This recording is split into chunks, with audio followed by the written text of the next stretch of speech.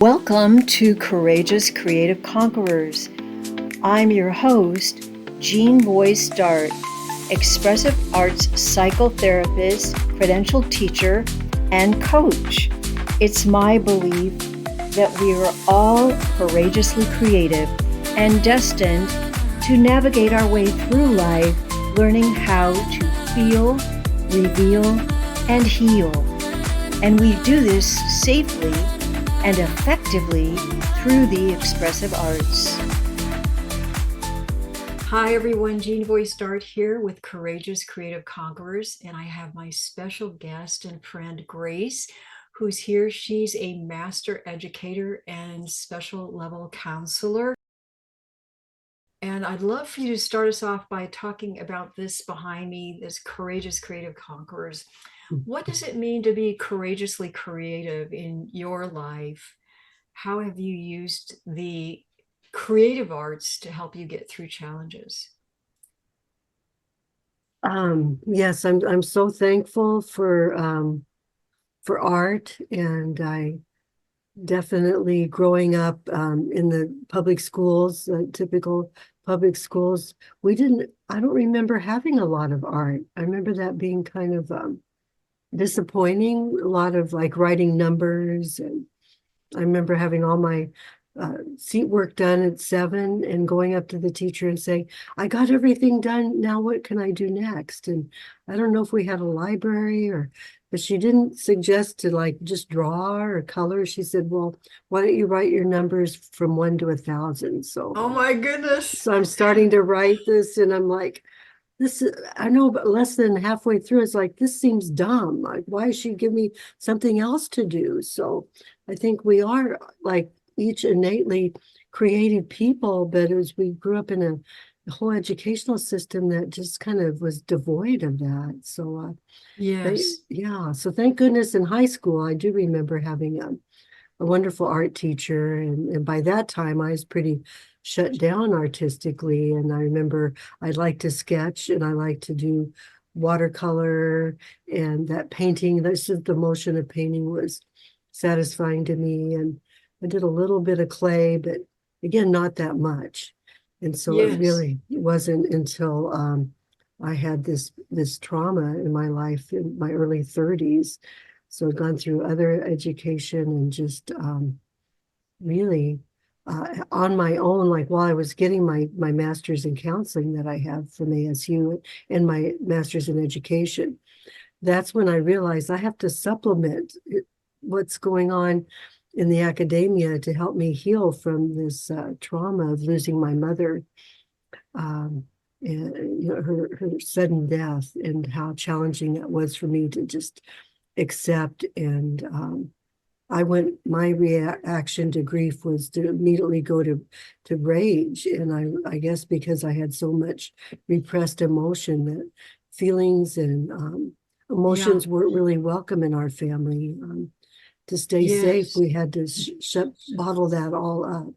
And so Yeah. that's what I had done. So for me, art therapy was my my big opening to have an art therapist that didn't even, because I was so shut down, she didn't like force me to even make art when the other women would be, painting a lot more. I didn't paint for a long time. I just threw clay. She finally found that medium for me and I talk about that in the book. Yeah, Um, yeah. let's talk about that in a minute, but you brought up several things. I want to kind of break it down a little bit. The first thing you talked about was in childhood, how it wasn't really something that was part of the program. And you bring up something that's very, very important, that it should be part of the program. Yeah, it should be. It's something that children naturally do, right? Mm. After they're born, they start expressing themselves and beating on the table to the music, even when they're toddlers and they can't speak. They hear it and they rock back and forth, and they attune to expressing through movement and sound and art and scribbling, and they all love to scribble and draw. And we don't say and when they're young and they say, look what I did. We don't say, well, that doesn't look like anything. We don't say that to children, but we say that Mhm. to adults, right? We say that, Mm. oh, you can't do, but we know that it's about expression. And you're saying that when you were young, you recognized immediately there's something more to life than just numbers, and there's something more, and it's expressing. And you're saying that you were traumatized and you were able to express through the arts. So, you want to tell us about that trauma briefly and why that was so important to you and the different types of expressive arts that helped you get through it and be who you are now?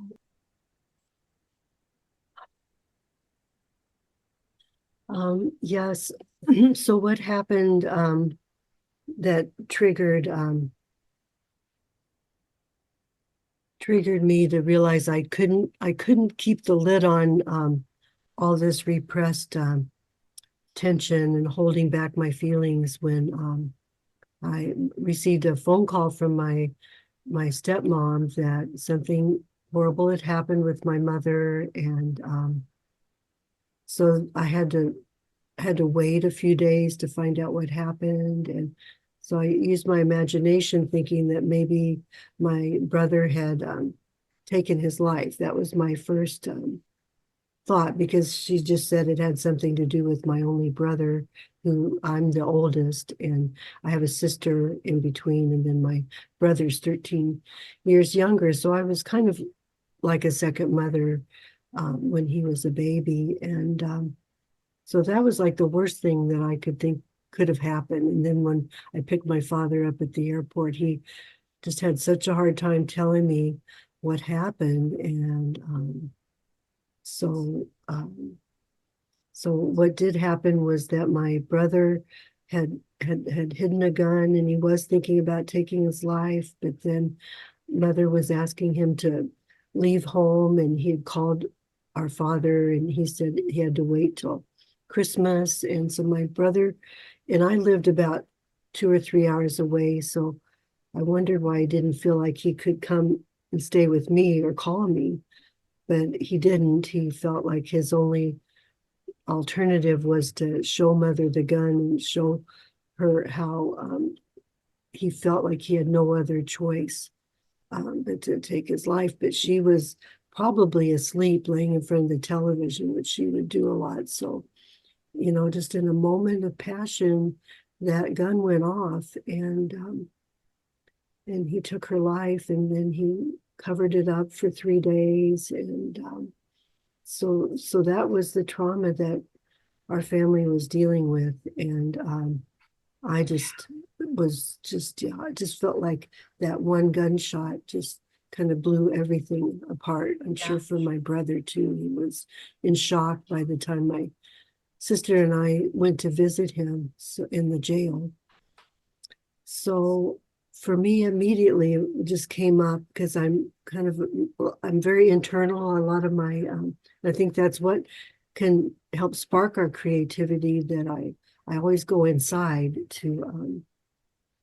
That's my main resource, even though I and have to be careful with my feelings. I felt that I could at least hold a space for myself inside, and Mhm. so to find a way to forgive my brother, that was the first part of it. And then also, in like when we have a trauma, we sometimes go into our heads of like, if I just knew what happened, if I just knew what led up to that Yes. experience, then I could accept it. But I had to finally accept that I would never know exactly what happened. And so part of my healing journey has been to kind of be creative even with that, where when I first started writing, I would write like in my different voices, in my mother's voice and in my brother's voice. And that helped me so much as an empathic person to really go into their emotions and what was happening inside, even though I'd never know exactly what happened on the outside.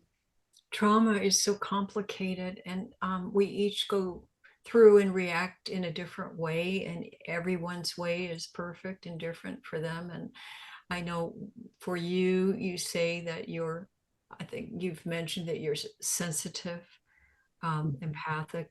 Um, would you say that people who are hypersensitive maybe have a more challenging time dealing with trauma, grief and trauma? And what I would you do. say? Yeah. And I, yeah. why is that? And what kinds of things how did you find relief and comfort being so sensitive in that way? Mhm. So that sensitivity, I feel, is a gift. I've always felt it was a gift, but it also Mhm. felt like a burden in my family and socially, because I was just told at an early age, oh, you know, don't feel that way, or it's not really a problem. I would open up. Just you're innocent when you're a child, and you go tell your family members what you're feeling and sensing when you're sensitive, and it just gets discouraged. Well, you shouldn't feel that way, or you're taking it too deeply, it's not that important. So I think there's an intensity of emotion, which is just energy in motion, and like we were talking earlier, that there's a frequency that we each emit, like a Yeah. sound frequency. And so when you're sensitive, you sometimes even can hear that sound frequency. You might sense, you can hear other people's thoughts, or you can smell something. And just usually 1 to 3 senses are very heightened in people that are sensitive. And again, it can feel like a gift or a curse. And I know my grandmother, my dad's mother, she had that gift as well, but it made it more difficult for me than when I felt like she was also not willing to go on the feelings level. She would kind of did to me, but then I would feel a lot of mixed Yeah. information and inner things that weren't spoken from that. So I think that it's just more intense when something like this happens. We can't bottle it up either. I feel like the sensitivity is a gift that uh, it's a very thin cap that we think we've been able to manage and be acceptable and not be over emotional or over exuberant or joyful or whatever. And you can use that for your healing. That's what I've found. In Yes. when I'm feeling overwhelmed, maybe I'm feeling with grief or trauma or anything, and just fear of something coming up. And my sensitivity can be a gift to help me tune into the positive and really embrace that and bring it in with the pain. Yeah. So Yeah. let's talk a little bit about your connection with this. You said art therapist and how she let you just throw clay. That was your beginning. And then you started doing some other things. And I think you even in what you do today, you use sound, chanting, and you use movement, Tai Chi Mhm. possibly, is that right? And Mhm. and that is in expressive arts. Tai Chi is an Yes. expressive art, Yes. movement and sound. And tell us about that and how and when you discovered that and how you use that today.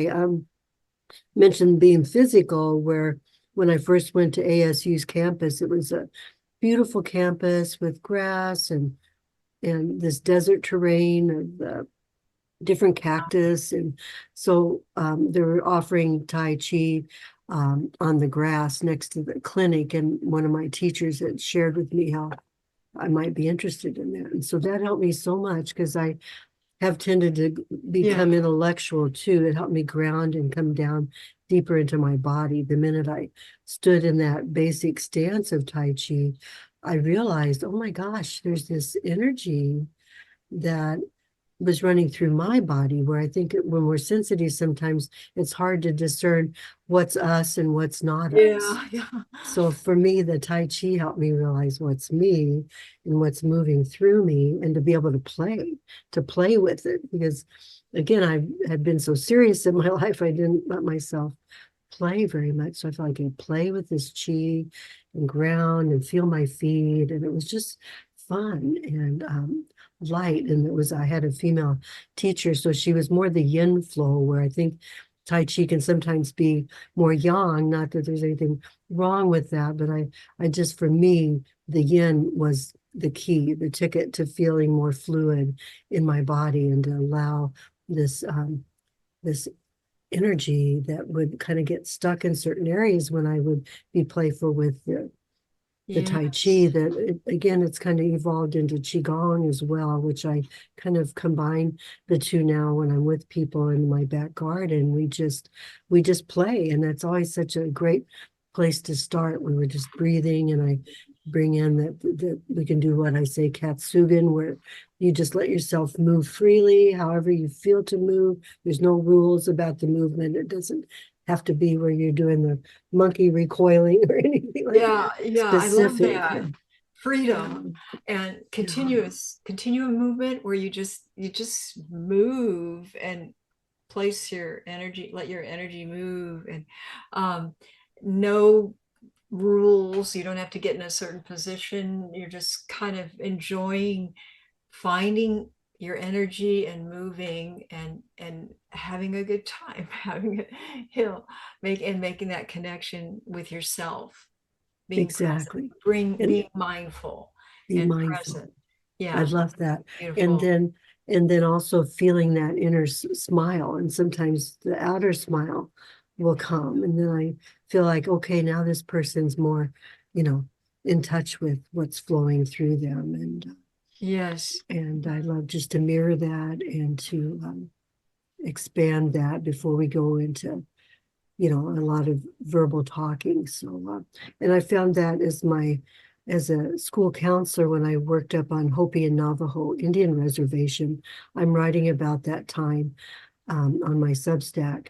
And it was such a beautiful time to get to tune into a whole nother culture. Of course, children are children wherever they live, but to find out how important their ceremonies were. And a lot of the boys would know all the details of their kachinas. And because I was hoping they would do more expressive, but what they started with was what they know, and what is part of their everyday culture is to draw a deer dancer with the tortoise shell rattle, and just how important the colors are, and Yes. and for them to trust me enough to share their culture with me in that way. I was so touched. And I would ask a lot of the children, what's your favorite color? And they would often just say black. And I was like, black, okay. But to them, black was like just like the emptiness that we might feel inside, that it's a scary place sometimes to go to that empty place where there isn't maybe any Yeah. color, that deeper, like a cave. And so they were very comfortable It's a safe going there. place. Yeah, and a sacred Mhm. place to go deeper within, look within the darkness and find yourself. Yeah. I think that's so beautiful. And that's my philosophy too, that through going deeply into our pain, we find our joy, and it's bringing them together as one. It's not trying to separate or push them away and say, oh, joy's over there, I got to go get it or something. No, it's all Mhm. in the one. Yeah. So that's beautiful. I love that, Jean. Yeah, a spectrum. And what about sound? How is that important in your life, and how do you use that as part of the expressive arts and healing? Yeah. Well, I've always loved to sing. So I always know I'm in a joyful place when I just want to break into song. But I really didn't think about sound in other ways so much till I was doing chanting and meditating in Mhm. a practice that I lived in Scottsdale, Arizona, and then we'd go up to Sedona and did a lot of our healing work there, but working with tuning forks. So it was called holographic repatterning, which is what she called it. And then that was rebranded as resonance repatterning. But tuning forks were part of the healing modalities. And I loved how creative it was because we had a whole healing modalities book. So it wasn't just for everybody got the same thing, right? Like in Western medicine, like one prescription fits all. I loved how it was Yes. just No. open-ended, and we muscle checked. We could go through this whole list, and then Mm. whatever tested strong, then I would, confirm that with the person if they would like to hear that sound or that. And I love that. yeah, it I'm was all in with really. that. Yeah. So for me, it was like overtones. I was like missing some overtones. Oh, And those are just in beautiful. hearing those overtones, just like when you sound, I used to be in a breathing circle where we all would just spontaneously make sound after we'd breathed together a long time. And then you would hear above our voices Yes. other sound. And so I think that's what It's overtones amazing. is. Yeah, the overtones. Yeah. Okay. So before we end, could you share a tip, technique, or practice that someone who's maybe feeling overwhelmed could try easily without any equipment, with whatever they have right now?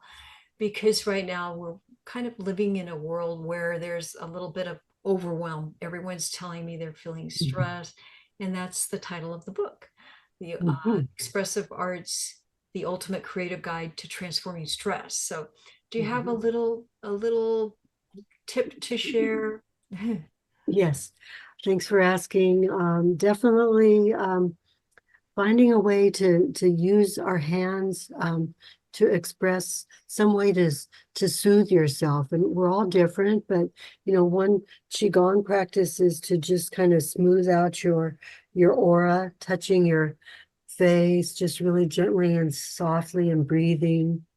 Even if you're crying or you're feeling a lot of fear and tension in your body, just kind of this light I um, love that. This feels really stroking. nice. I Yeah. think that's very soothing. And for me, if I find my breath is getting tight, my chest is tight, then this area, and I think some people in the book did talk about tapping, but just even if you don't feel like tapping, it feels like work, just maybe placing your left palm over your right, over your heart center, and just breathing in and thinking like the feminines, the left hand over the right, the masculine, where we still live in such a, what creates a lot of stress, I think, is have this a masculine or this yang pushing all the time, forcing ourselves to do things when we don't really feel like it. And so allowing the feminine or the caressing and the nurturer in ourselves to really come to the Feels foreground. that feels really, really wonderful. Thank you for sharing that. I love it. Thank Yeah. you. Mhm. All right. It's been such a joy to have you, Grace. And thank you for being here and sharing your wisdom, experience, and your thoughts about the expressive arts. And can you tell us the name of your chapter right now? Oh, yes. Okay. The chapter, I don't know if I remember the whole title without looking. It's a long one. Oh, um, okay, great. Yeah. yeah, it's Transmute Repressed Rage into Creative Power. And then there's a Wow. subtitle, moving from seething silence to calm, open. Sorry, from seething silence, yes, to calm, open stillness. So That's from that, beautiful. And what a journey you've had, and you certainly know a lot about that. Yeah. Thank you, Grace, and thank you everyone for tuning in to Courageous Creative Conquerors. And we're so glad that you joined us, and we'll see you next time. Bye-bye.